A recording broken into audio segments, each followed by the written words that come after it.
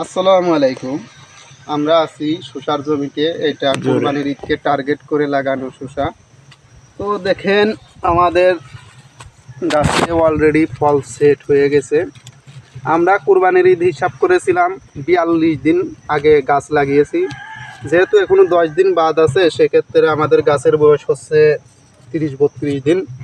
আমার সঠিক হিসাবটা নাই, তবে ৪২ দিন হিসাব করে গাছটা লাগিয়েছিলাম। দেখুন অলরেডি কিন্তু ফল অনেক বড় হয়ে গেছে, আরও কিন্তু অনেক ফল ধরছে।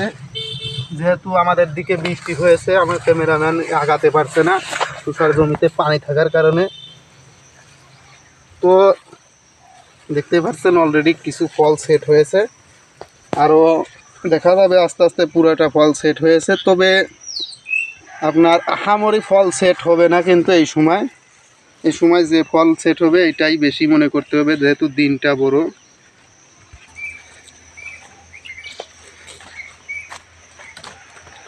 তো আমরা চলে এসেছি আমাদের যে আগে যে শসা লাগানো ছিল ওই জমিতে। দেখতে পাচ্ছেন শসা গা উঠেছে, জিভে দিয়ে চাটেছে এরকম মনে হচ্ছে। এই পোকাটা হলো আপনার পাটের জমিতে যে ছটকা পোকা দেখা যায় ওরকম পোকাটা।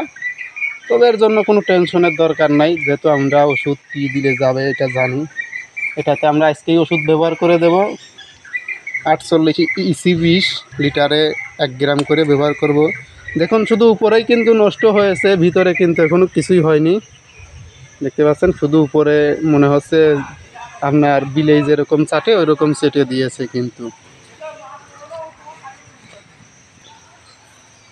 এই পোকা যদি জমিতে থাকে তাহলে পাতা কিন্তু এরকম ছিদ্র করবে। দেখতে পাচ্ছেন পাতা অনেকই জায়গায় জায়গায় ছিদ্র করেছে।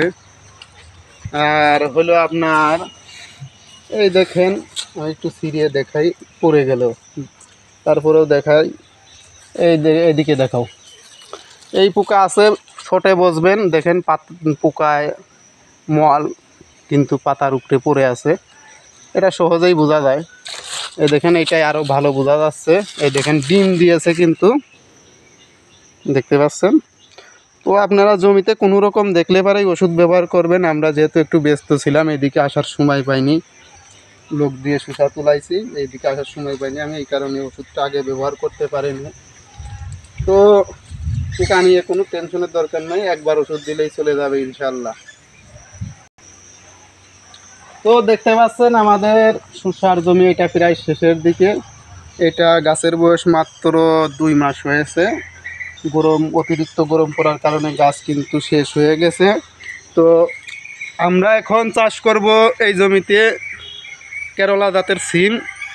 তো কেরলা জাতের সিম যে সময় চাষ করি আপনাদের আরও নতুন নতুন আপডেট দেব ওই সময়। তো সবাই ভালো থাকবেন, দোয়া করবেন।